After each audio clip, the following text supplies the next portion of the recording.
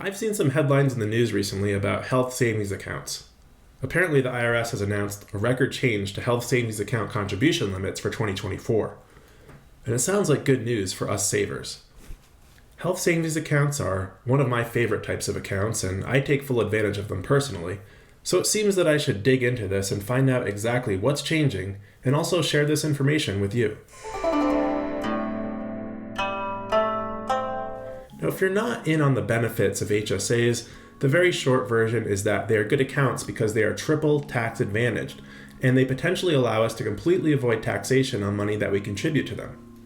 It's true, and if you want the details about the benefits of HSAs and how to take advantage of this type of account, please check out my video on the topic. But in this video, I want to explore what's changing with HSAs in 2024 so that we can plan ahead and take full advantage of these magical accounts. First of all, like every type of tax-advantaged account, HSAs have certain restrictions and limits on if we can add funds, when we can add funds, and how much we can add. The first restriction with HSAs is that we must have a high deductible health plan in order to contribute to an HSA. A high deductible plan means that, well, it has a high deductible. It means you have to pay a lot of money before the insurance plan starts paying for everything. This is one thing that's changing in 2024. So for this year, 2023, the IRS defines a high deductible health plan as one that has a deductible of at least $1,600 for individual-only coverage or $3,000 for family coverage, and a maximum out-of-pocket expense of $7,500 for individual plans or $15,000 for family plans. Now for next year, 2024, the IRS is bumping up these limits. They'll define a high deductible health plan in 2024 as one that has a deductible of at least $1,600 for individual coverage or at least $3,200 for family coverage, which really doesn't even seem that high to me in this day and age. And they have a max out-of-pocket limit of $8,050 for self, for individual plans, and $16,100 for family plans. Ouch. Those max out-of-pocket limits hurt just to look at, but that's the maximum. Hopefully your high deductible health plan has a lower maximum out-of-pocket expense than that. Anyway, the changes to these numbers mean that the IRS's definition of a high deductible health plan is changing a little, but the requirement that you must have a high deductible health plan is not changing. It remains table stakes to contribute to an HSA. Although once you have an HSA, you can keep it and use it no matter what kind of health insurance plan you have.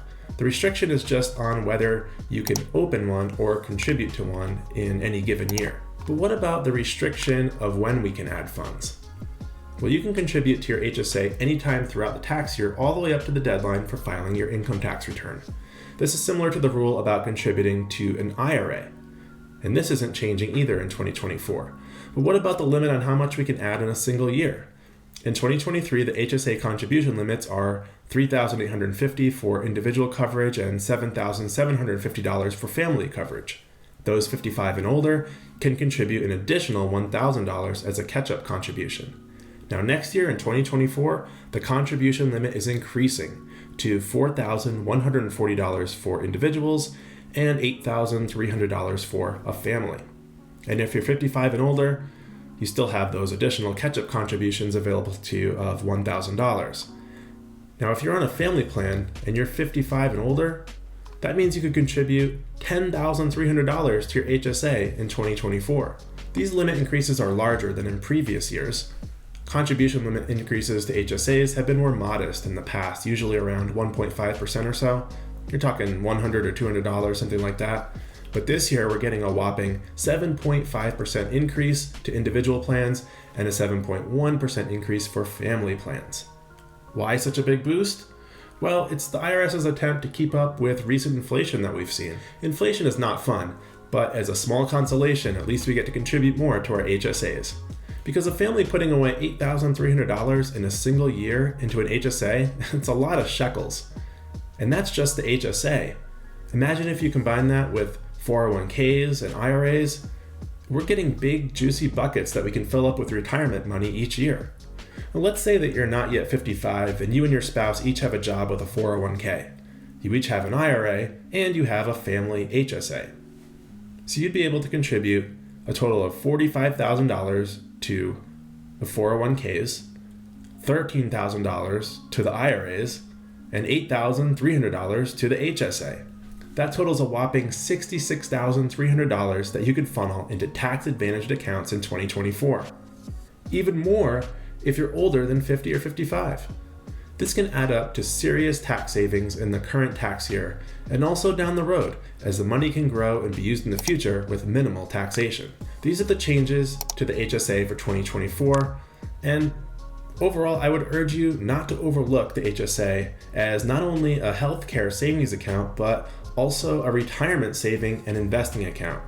It's a great account, and with these big increases to contribution limits for 2024, it's getting even better. All right, that's what I have for you in this video. Be sure to give this video a like and subscribe to my channel for more videos on saving, investing, and early retirement. Thanks for watching.